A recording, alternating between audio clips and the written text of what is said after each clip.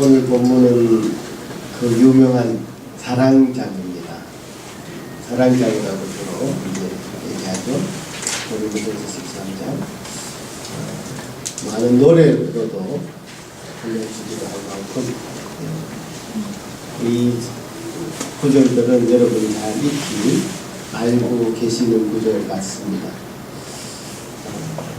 이 전체적인 맥락 속에서 고린도전서의 맥락 속에서 사랑장이 하도 뭔가 시처럼 필체가 화려하다 보니까 어떤 사람은 원래 있던 뭐 그냥 원래 있던 이 내용을 갖다 붙인 것이 아닌가 이렇게 오해할 정도로 문체 자체가 굉장히 화려하고 좀 우리 마음을 확 치는 그런 말씀만 들어도 우리가 이 마음이 정말 와닿을 정도로 구체적인 그 사랑에 관한 내용이 담겨져 있습니다.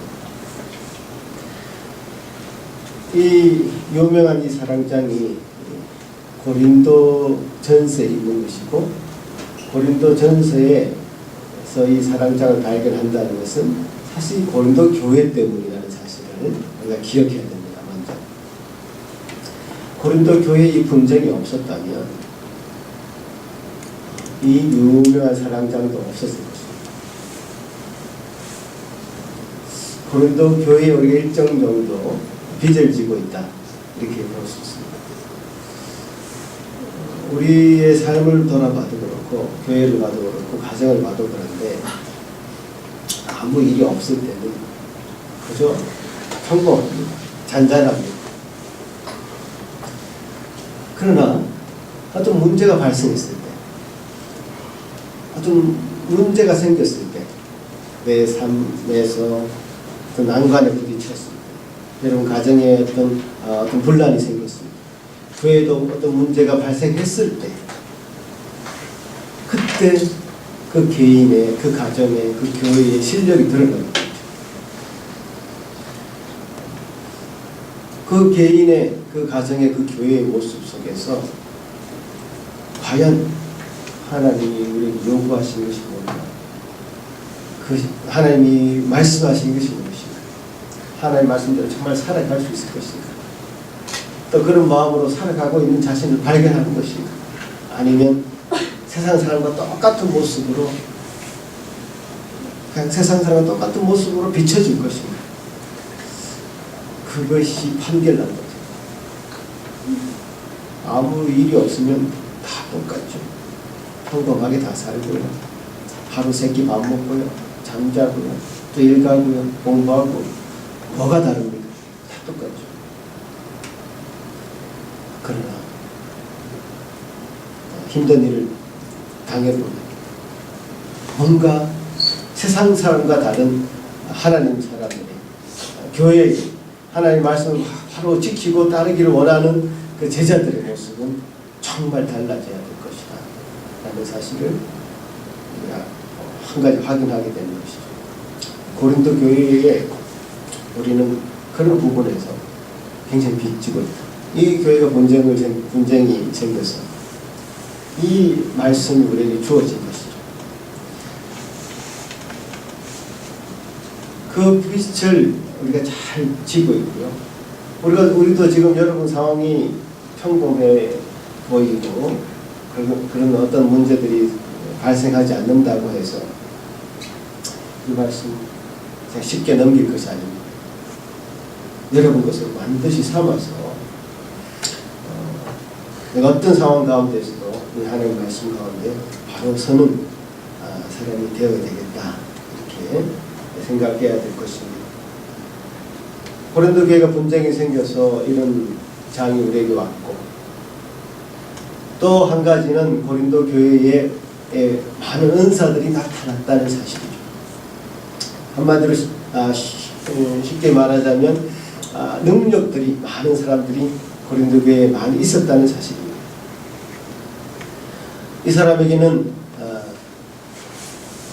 지식의 은사를, 저 사람에게는 지혜의 은사를 하나님 많이 주신 것입니다. 제가 은사를 어떤 측면에서 생각해야 된다 그랬죠? 은사는 구원받은 것도 은사이다 라는 측면에서 생각해야 된다고 말씀을 드렸는데, 은사는 쉽게 말하자면 선물입니다. 선물. 우리에게 주신 선물이고, 각자가 받은 그 은사는 몸된 교회를 유익하게 하는 일에 잘 쓰임받도록 하기 위해서 은사를 나누어 준 것입니다. 구원을 우리에게 거저 주셨듯이, 선물로 주셨듯이 은사도 그렇게 선물로 우리에게 주신 것입니다. 그런데 이 고린도 교회에 많은 능력자들, 은사를 많이 받은 자들이 생겼는데, 그 사람들이 몸된 교회를 위해서 사용하지 않고 자기의 유익을 위해서, 자기를 드러내는 데 있어서, 자기를 나타내는 데 있어서, 자기를 돋보이는 대로 그 은사를 사용했기 때문에 이런 문제가 교회의 분란으로 이어졌을 것이다. 그렇게 우리가 유추해 볼 수 있습니다. 사도 바울이 은사의 목록을 이렇게 나열하면서 굳이 교회의 그 몸의 비유, 은사를 설명하면서 교회의 몸의 비유를 가지고 은사를 설명했다는 것도 주목해야 되죠. 교회에 대한 이해가 없으면 은사를 잘 이해를 못하게 됩니다. 은사를 완전하게 이해를 하지 못하게 됩니다. 그냥 이 세상 사람들도 다 어떤 재능이 있고, 이 세상 사람들도 다 각기 잘하는 것들이 있기 때문에 그런 어떤 탤런트, 재능 이쪽으로만 은사를 생각해서는 안 되고, 은사라는 것은 각 몸을 세우기에 합당한, 몸을 세우기에 합당한, 즉 교회를 세우기에 합당한 것을 우리에게 나누어 주신 것이다. 그렇죠? 그래서 어떤 지체는 입의 역할을 하고, 어떤 지체는 다리의 역할을 하고, 어떤 지체는 손의 역할을 합니다. 또 어떤 지체는 밖으로 드러나지 않지만 몸속에 감추어져서 그렇지만 없으면 안 되는 중요한 장기의 역할을 또 하게 될 것입니다. 이 지체를 설명하면서 사도 바울은 약하게 보이는 지체가 오히려 더 요긴하다. 약하게 보이는 지체가 더 요긴하다. 즉 중요하다. 약하게 보이는 지체를 더 소중하게 생각해야 된다. 이렇게 설명합니다. 아름다운 지체는 이미 아름다우니, 이미 주목을 받으니,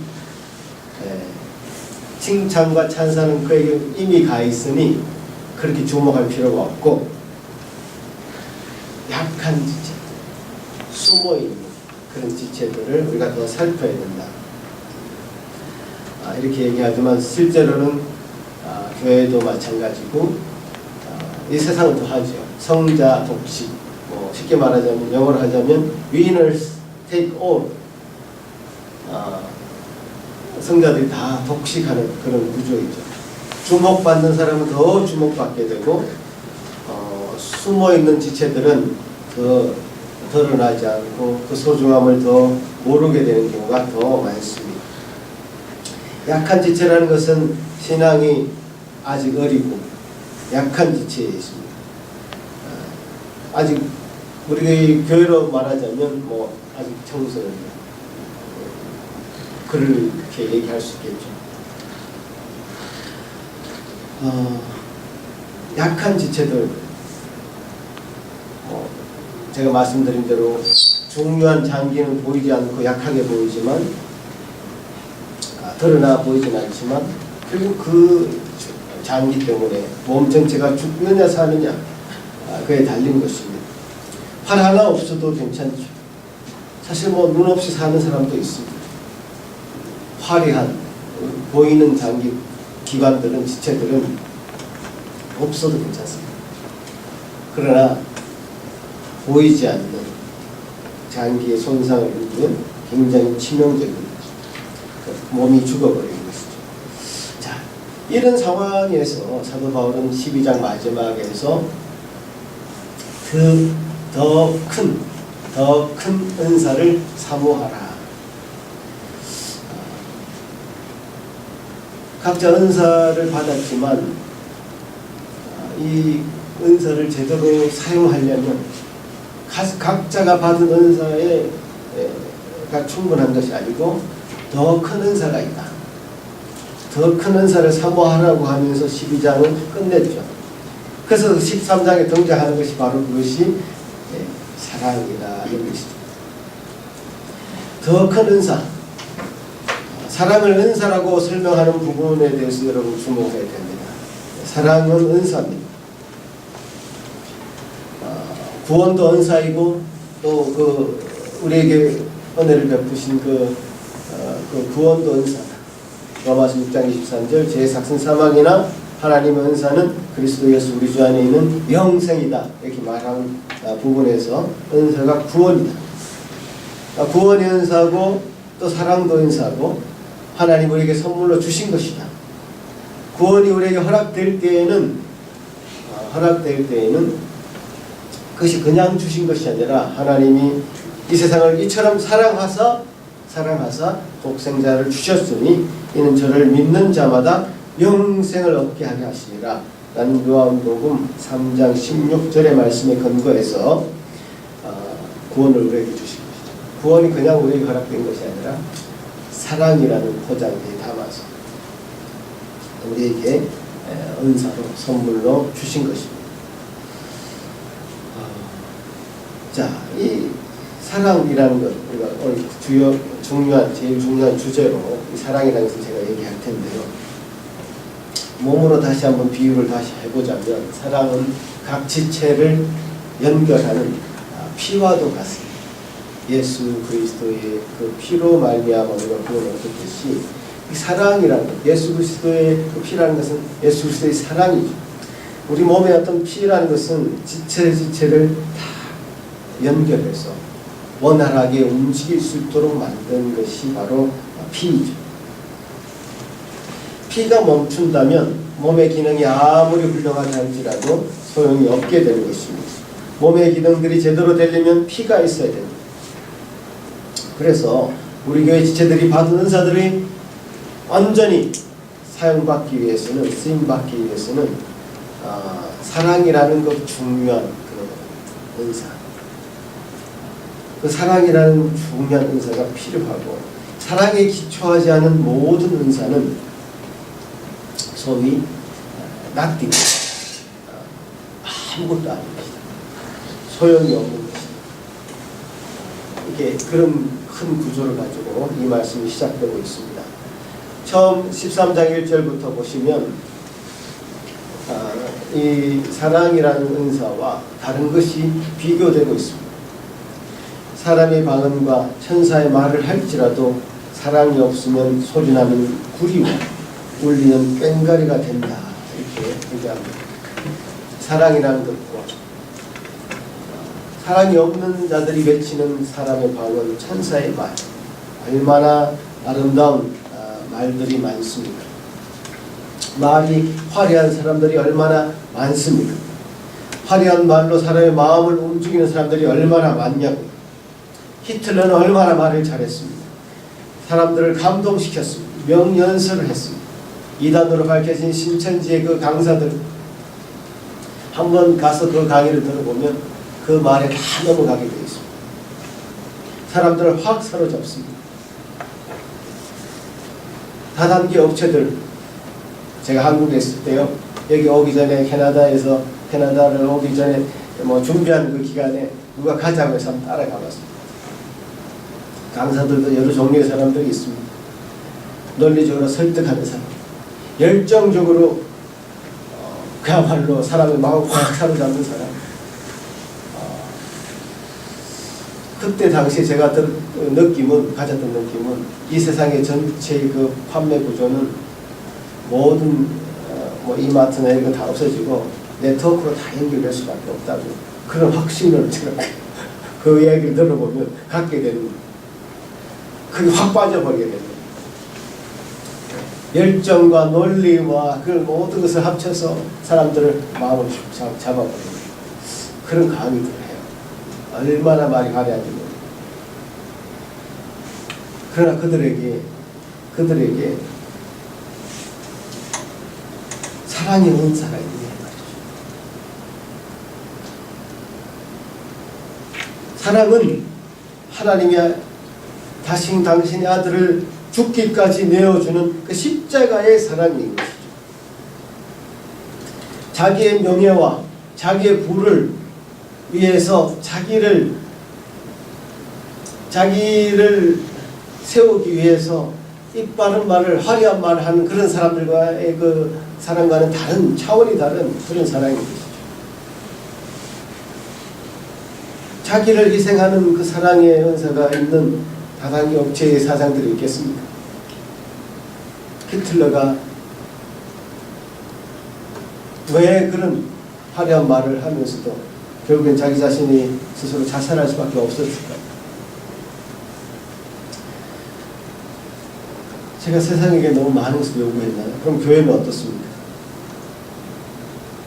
사랑 없이 천사의 말을 하는 사람, 예언하는 능력이 있는 사람, 내게 있는 모든 것을 불사르게 내어줄 것 같은 그런 사람들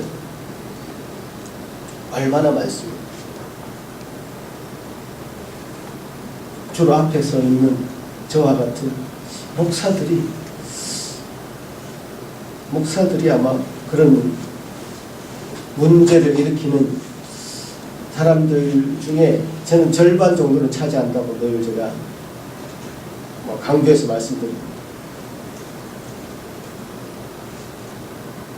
물론 목사를 자칭하는 사람도 많이 있지만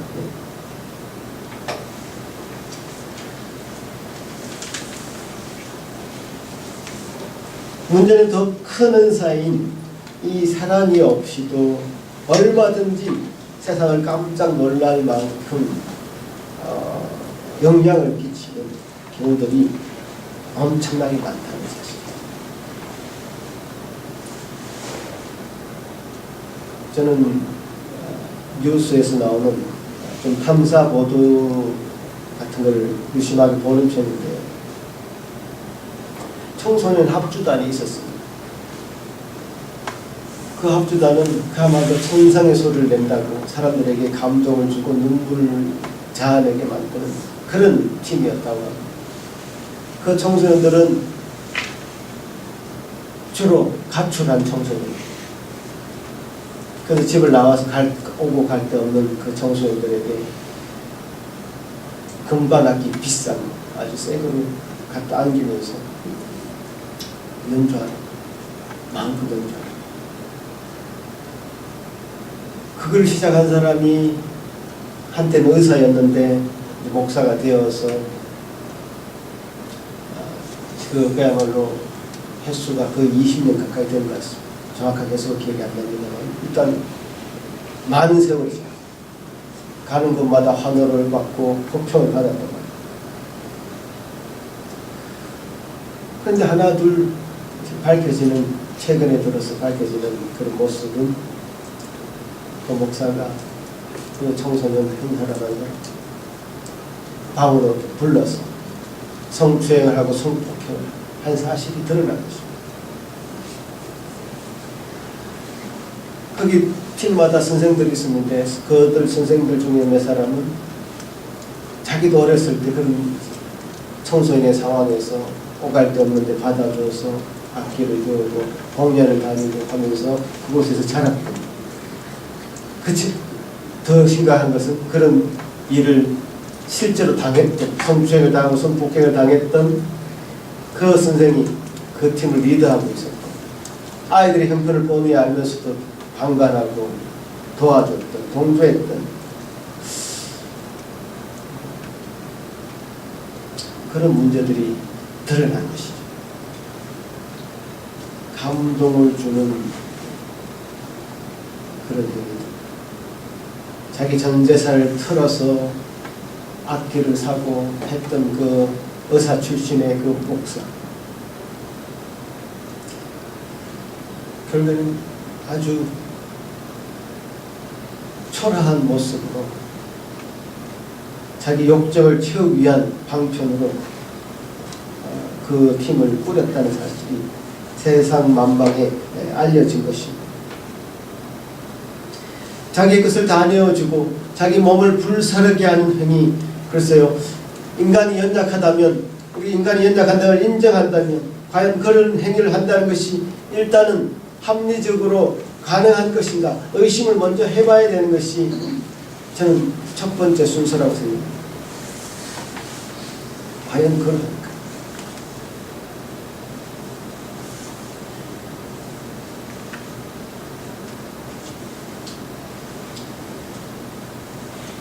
과연 자기를 불사르게 내어준다고 하는 그 사람의 마음에 그리스도의 십자가가 있는가?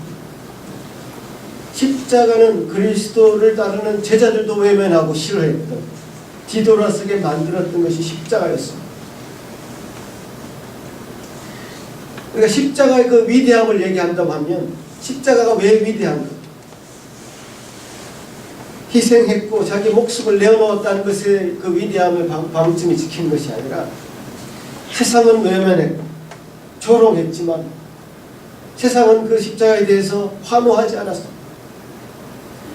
자신이 내어준 것에 대해서 환호하지 않았고 반대했고 자신을 따르던 제자들마저 다 뒤돌아서게 만들었던 그 상황에서 그 조롱을 받으면서도 그 자신을 내어주는 하나님의 사랑을 그렇게 드러내게 만들었던 것에 그 위대함이 있는 것이죠.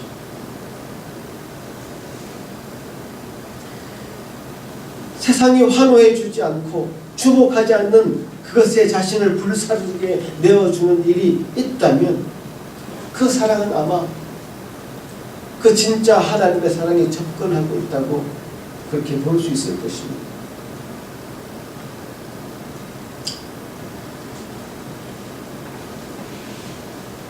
사랑을 여러 가지로 열거를 했습니다. 사랑에 대해서 이렇게 논하고 싶은 생각은 추워도 없습니다.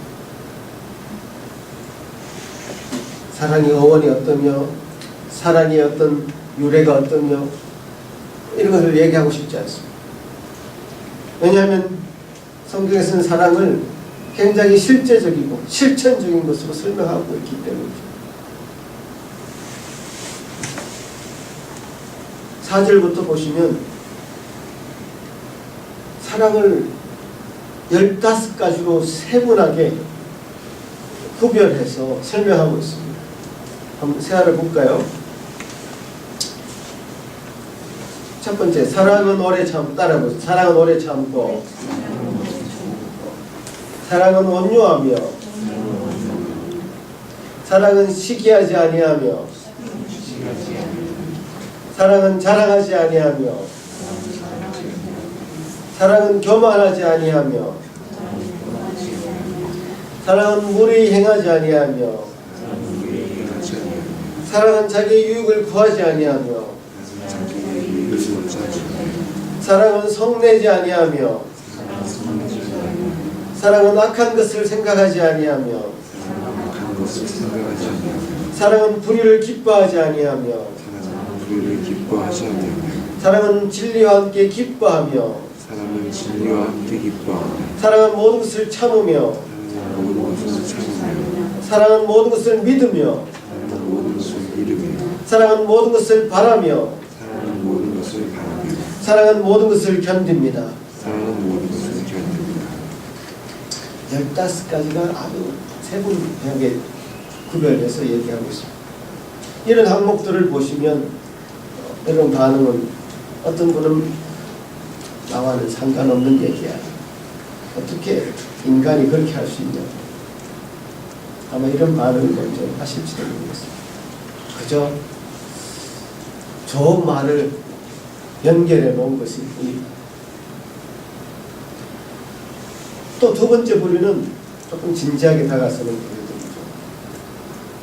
그야말로 이런 내용들을 은사 차원에서 하나님 구원의 선물 차원에서 받아들이는 것이 아니라 자기 힘으로 애써 보려고 하는 그런 부류가 있을 수 있습니다. 감정적으로 받아들이는 거죠. 무조건 참습니다. 성내지도 않고요. 시기하지 않고요. 뭐 그렇게 노력하죠. 모든 것을 참고 견디는 쪽으로 가죠. 도덕적으로 훌륭해 보일 수 있으나 결국 그 마음을 더 자세히 살펴보면 늘 손해 당하고 늘 참아야 되고 하는 그런 어떤 피해망상이, 심리적으로 피해망상에 빠져있는 사람도 있을 수 있습니다. 그런데 세 번째 우리가 가야 될 방향인데요. 두 번째까지도 그런 대로 사람들이 저 사람 참 착하다 이렇게 평가를 할 수 있겠지만, 착한 것이 아니라 그야말로 하나님의 은사로 이 사랑을 실현하고 있는가, 하나님의 은사로 이 사랑이 구현되고 있는가, 그 포인트를 보자는 게 꽝인 것입니다. 세 번째 우리가 가고자 하는 경우는 이 15가지의 그 사랑이 아주 잘 암배가 돼서 사랑이라는 그 열매가 우리에게 맺힌다고 한다면 오래 참는 건 잘해. 그러면서 오래 참는 건 잘하는데 온유하진 않아. 이럴 수는 없다는 얘기예요. 무슨 말인지 알겠죠? 오래 참는 건 잘하는데 굉장히 무례해, 이 사람. 그럴 수도 없다는 거죠. 무례히 행하진 않아. 참 친절한 것 같아. 근데 자기 유익을 구해. 이럴 수도 없다는 겁니다. 이게 골고루 잘 성장해야 된다. 15가지가. 15가지 사랑의 그 열매라는 것을 우리 속에 맺힌다고 생각했을 때는 그것이 함께 가는 것이죠. 그냥 견디고 참는 것이 아니라, 여기 보면 항목에 불의를 기뻐하지 않는다는 것도 사랑의 항목으로 되어 있죠. 어떤 불의를 발견한다면 그것에 그냥 순종해버리는 것이 아니라 정말 무리하지 않으면서 잘 참으면서 온유하면서 이 불의에 대한 지적을 할 수 있는,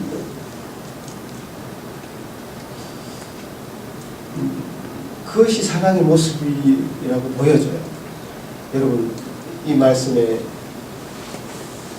다 동의가 되십니까? 이 치우치면 안 되는 것이죠. 다 같이 자라야 되는 것이죠. 화내지 않으면서도 잘못된 것에 대해서, 성내지 않으면서도 잘못된 것에 대해서 잘 얘기할 수 있는, 온유하게 접근할 수 있는, 정당하게 이의를 제기할 수 있는 그 실력, 그 실력을 우리에게 요구하는 겁니다. 자기 몸에 불을 붙여가지고 데모를 하는 사람도 한국에 있었습니다. 아시죠? 자기 몸을 불사르게 내어준 것이.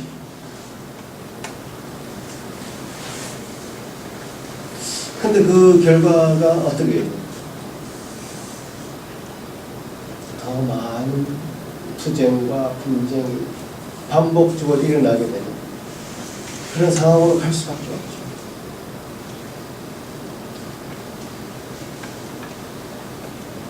오래 참는 것도 잘하고, 온유한 것도 잘하고, 시기하지 않고, 젤러시하지 않고, 자기를 자랑하지 않고, 교만히 하지 않고, 무례히 행하지 않고, 그러면서 자기 유익을 구하는 것이 아니라, 그래서 화내는 것이 아니라, 악한 것이 아니라, 불의를 기뻐하는 것이 아니라 진리를 기뻐하는 그 마음,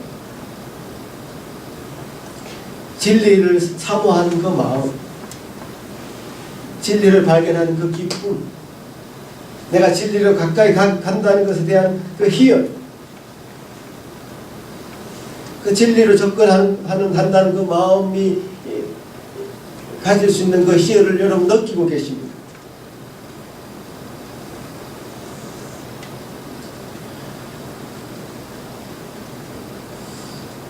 이런 모습들이 우리 속에 계속적으로 반복적으로 나타날 때 이 사랑은 점점 무르익어지는 것이죠. 절대로 사랑에 대해서 강요하고 싶은 생각은 없습니다. 하지만 사랑의 그 실천에 대해서 저와 여러분 함께 하자. 함께 실천하자. 함께 나아가자. 사랑으로 열매 맺자라고 독려를 하고 싶습니다. 모든 것은 다 거칩니다. 은사도 우리가 부분적으로 알던 것이 다 거쳐집니다. 예언도 폐하여지고 지식도 폐하여집니다. 결국 남는 것은 하나님 앞에 서서 우리가 남게 되는 것은 사랑이라는 부분이 남게 된다라는 것이죠. 사랑의 열매가 내가 얼마나 자랐는가를 보고 우리 믿음의 정도가 드러날 것입니다.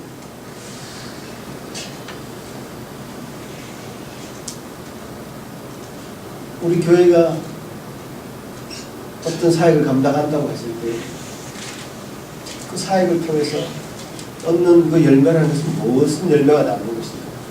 사랑이 남아야죠. 이 사역을 통해서, 이 예배를 통해서, 어떤 모임을 통해서, 소그룹 모임을 통해서 남아야 되는 것은 사랑이 남아야 되는 것입니다. 내가 몇 명을 모았네, 내가 몇 명을 데리고 왔네, 내가 몇 명을 전도했네, 또 어떤 모임이 잘 되었네, 음식이 맛있었네, 이런 것이 남는 것이 아니라 그 안에 사랑이 남아야죠.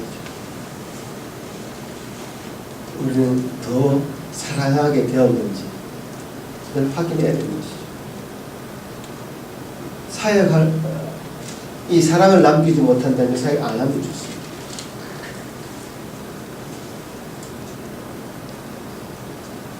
여러분 일을 마치고 집으로 돌아갈 때 오늘 내가 가정 사역이 있어. 가정에서 사역을 해야 돼. 이런 마음으로 돌아가십니까? 아니면 사랑하는 가족들이 기다리고 있습니다. 돌아가는 길이 즐겁고 가고 싶고 함께하고 싶고 그런 곳이 가정입니까? 아니면 내가 해야 될 일이 있는데 가정에서 이런 부담감을 가지고 사십니다. 저 교회 가면 내가 참 어떤 일을 해야 되는데 이런 부담감이 먼저 다가오십니까? 아니면 사랑하는 사람들과 함께 지낼 것에 대한 기대를 가지고 오십니까? 그 차이라고 봐요.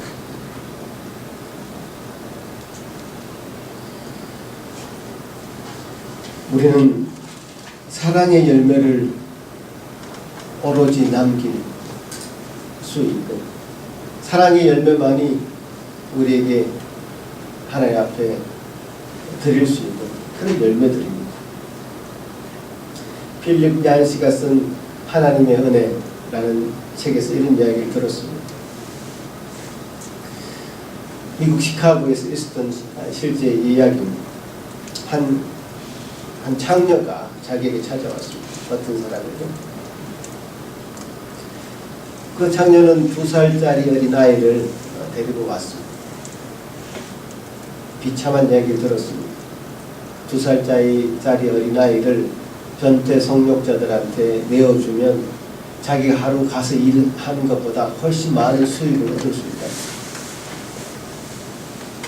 2살짜리 여자아이를 내어주어서 얻는 수익으로 자기 마약도 사고 자기가 생활을 한다.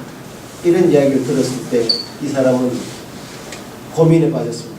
이 아동 학대하는 이 사람을 경찰에 신고해야 될 텐데.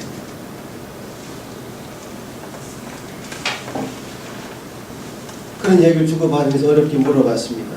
교회에 가서 도움을 좀 청해볼 생각이 없냐고. 근데 돌아오는 말이 더 비참합니다. 교회 거기는 뭐하러 가요? 안 그래도 비참해 죽겠는데 가면 그 사람들 때문에 더 비참해진다고 하는 말을 듣게 됩니다. 사실 이 창녀와 다를 바 없는 여자들이 예수님을 찾아왔습니다. 예수님도 그들을 피해서 달아나지 않았습니다. 그들은 자신이 비참함을 느낄수록 더 예수님을 피난처로 삼았던 것이죠. 어쩌면 교회가 이 사랑의 은사를 잃어버린 것이 아닌가.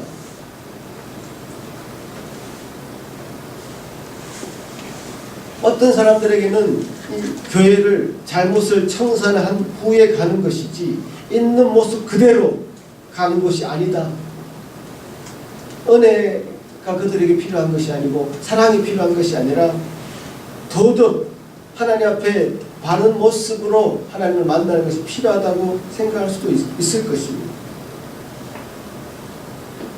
그런 모습이 될 때 교회는 더 이상 교회의 모습을, 사랑의 은사를 가진 교회의 모습을 잃어버린 것이죠. 그 책에서 아이론 위드라는 영화를 소개했습니다. 잭 니콜슨과 메릴 스트립이 주연으로 나온 그 영화인데 한국어로 번역하자면 질긴 잡초라는 뜻입니다. 그 영화에도 아주 거리의 불황자들이 나옵니다. 그 두 주인공이 길을 갔다가 쓰러져 있는 한 불황자를 봅니다. 서로 대화를 나눕니다. 자, 저 사람 누구지? 불황자. 평생 저렇게 살았어. 또 저 사람은 또 어떤 사람이지? 창녀기도 해. 그렇게 해서 돈을 벌어. 또 무슨, 그러면 저 사람이 그 창녀이기 전에는 뭐 어떤 사람이었어? 그래서 그 사람은 어린 아이였을 거야. 아, 그래? 그 어린 아이는 대단한 거야. 어린 아이는 대단한 거야. 그러니까 그 어린 아이를 우리가 안으로 데려갈 필요가 있어. 그 사람을 바라보는 그 시점이 하나님의 사랑의 은사로 가득 찬 그 시점으로 그 사람을 바라봤을 때는 그 사람이 지금 모습이 보이는 것이 아니라 그 사람이 어떤 사람이었는지, 지금은 망가져 있지만 어쨌든 하나님의 그 형상을 닮은 하나님 형상의 모습으로 태어난, 이 땅에 태어난 그런 모습으로 그는 어쨌든 이 땅에 태어났고, 그렇다면 그 사람은 가치가 있는 것이다 라고 하면서 그 사람을 안으로 데려가자고 제안을 하는 그런 장면이 나옵니다. 어떤 사랑의 렌즈, 사랑의 은사를 가진 사람의 그 시야는 그렇게 확대되어야 될 것입니다.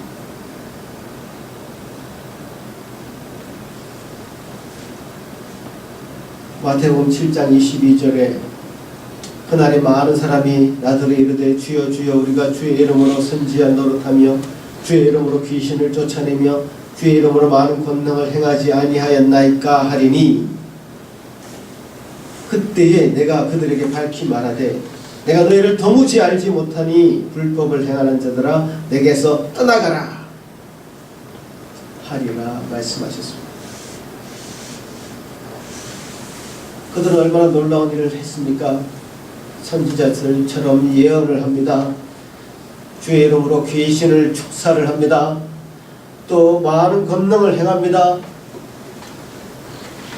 그 사람들이 깜짝깜짝 놀랄 만한 일들을 했습니다. 그런 그들에게 예수님은 불법을 행하는 자들아 물러가라, 내가 너를 도무지 알지 못한다고 했습니다. 그 사람들이 예수님을 알지 못한다가 아니라 예수님이 그 사람들을 알지 못한다고 단언하고 있는 것입니다.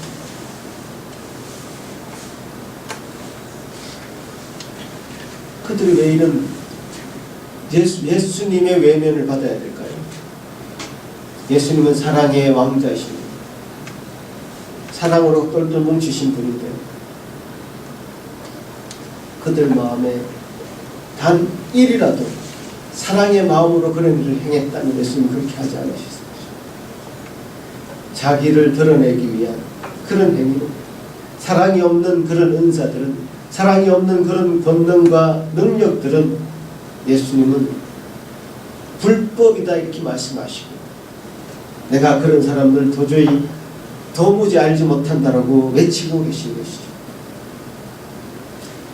사랑을 하면 우리는 그제서야 비로소, 사랑의 은사가 드러나면 그제서야 비로소 하나님이, 우리가 하나님의 그리스도의 제자인 것을 이 세상이 알게 될 것이다 이렇게 말씀하시는 것이죠.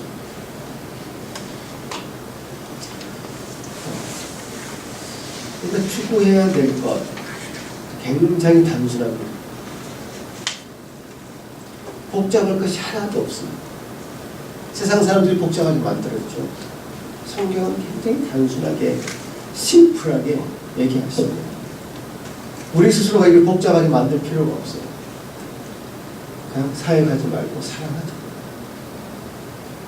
함께 하자. 사랑의 영역을 더 얼마나 더 나타나는지 매주 확인하자. 이게 다입니다. 이게 전부입니다. 이 전부에 여러분 저와 함께 올인하십시오. 여러분 인생도 거십시오. 제 인생도 걸겠습니다. 그만큼 가치가 있는 소주가 있는 그런 사랑의 열매가 우리 예수 산길교회 모든 성도들 가정에 또 개개인에게 또 우리 교회에게 또 주름주름 맺혔으면 하는 마음으로 이 말씀을 마치겠습니다. 기도하겠습니다.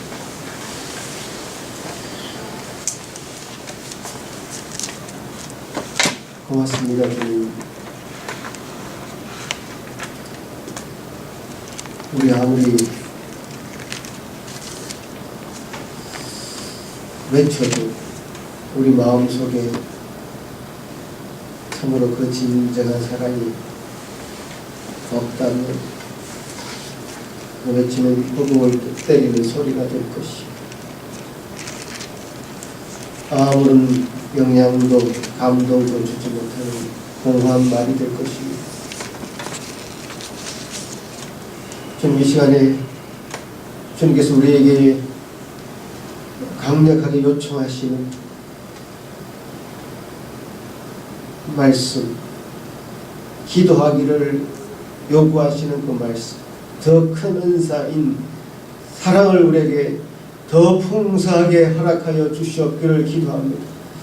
아버지 하나님, 우리가 그것 없이 그동안 해왔던 것 있었다면 회개합니다. 용서를 구합니다. 사랑 없이 행했던 많은 실천들, 사랑 없이 요구했던 많은 것들 주여 주여 용서하여 주시오. 이 사랑의 15가지 항목이 우리 마음 가운데 풍성하게 자라날 수 있도록 주여 우리 서로를 자신을 바라보며 서로를 바라보며 교회가 그런 실력으로 잘 뭉친 성도들로 풍성해질 수 있도록 주여 주여 저를 훈련시켜 주시고 성장시켜 주시옵기를 간절히 소망합니다. 참 어떤 성도들은 어린아이의 모습이 있을 수 있고 어떤 성도는 장성한 모습이 있을 수 있습니다. 우린 어린아이들은 참으로 우리가 기다려주고 오래 참아주고 견디고 바라봐주고 기뻐해주는 그 모습으로만 참 하나님이 그들을 기르시고 가꾸신 것을 잘 압니다. 저 그 마음으로 우리 어린아이들 바라보게 도와주시고 품게 도와주시고 이 교회가 온전히 사랑의 은사가 충만해서 어떤 사람도 그 외모로 판단하지 아니하고 참으로 다 받아주며 견디며 함께 자랄 수 있는 그런 교회 되게 주여 만들어 주시옵기를 소망합니다. 우리가 참 그런 마음으로 하나 되게 하시고 그런 더 큰 은사를 더 간절히 외치고 또 사모하며 기도하는 저희들 공동체 될 수 있도록 도와주시옵소서. 감사합니다. 예수님 이름으로 기도하옵나이다.